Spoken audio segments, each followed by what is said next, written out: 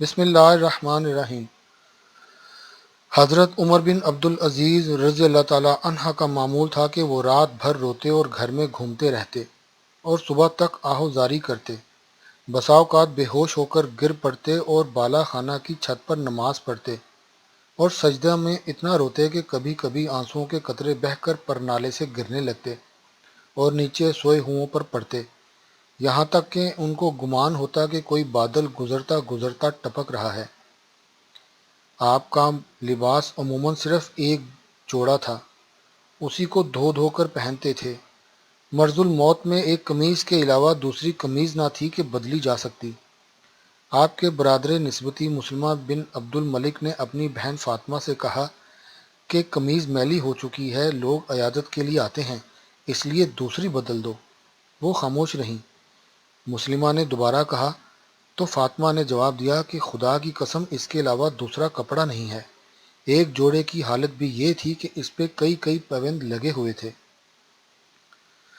آپ کا معمول تھا کہ عشاء کے بعد تنہائی میں مسجد میں بیٹھ کر رو رو کر دعائیں کرتے تھے، اور اسی حالت میں آنکھ لگ جاتی تھی۔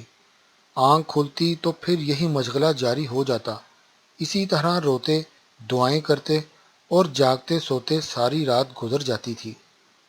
حضرت عمر بن عبدالعزیز رضی اللہ تعالیٰ عنہ کے ہاں مجلس گریہ و زاری ہوتی تھی۔ رات کو علماء جمع ہو کر موت اور قیامت کا ذکر کر کے اس طرح رویا کرتے تھے جیسے ان کے سامنے جنازہ رکھا گیا ہو۔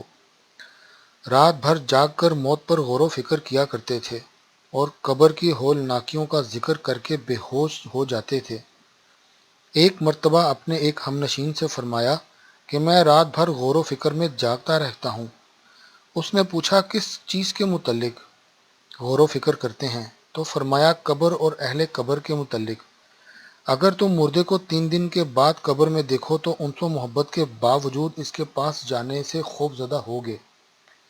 تم ایسا گھر دیکھو گے جس میں خوش وضی، خوش لباسی اور خوشبو کے بعد کیڑے رینگ رہے ہوں گے، پیپ بہہ رہی ہوگی، بدبو پھیلی ہوگی اور کفن بوسیدہ ہو چکا ہوگا۔ یہ کہہ کر ہچکی بن گئی اور بے ہوش ہو کر گر پڑے۔ ان کی بیوی پانی چھڑک کر ہوش میں لائیں۔ قرآن کی موضوعات آیات پڑھ کر بے حال ہو جایا کرتے تھے۔ ایک شب یہ آیت پڑھی، اس سے مراد وہ یوم قیامت ہے جس دن سارے لوگ بکھرے ہوئے پروانوں کی طرح ہو جائیں گے اور پہاڑ رنگ برنگ دھنکی ہوئی اون کی طرح ہو جائیں گے۔ تلاوت کر کے زور سے چیخے اور اچھل کر اس طرح گرے کہ معلوم ہوتا تھا کہ دم نکل گیا ہے، پھر اس طرح ساکن ہو گئے کہ معلوم ہوتا تھا کہ ختم ہو گئے ہیں۔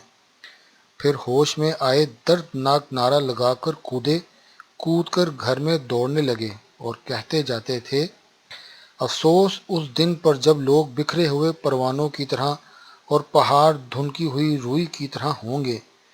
یہ حالت صبح تک قائم رہی، پھر اسی طرح گرے کہ مردہ معلوم ہوتے تھے، یہاں تک کہ مؤذن کی آواز نے ہوشیار کیا۔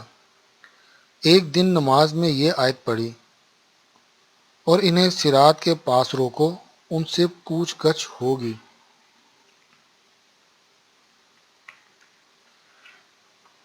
یہ آیت سن کر اتنا متاثر ہوئے کہ اسی کو بار بار دہراتے رہتے اور اس سے آگے نہ بڑھ سکے۔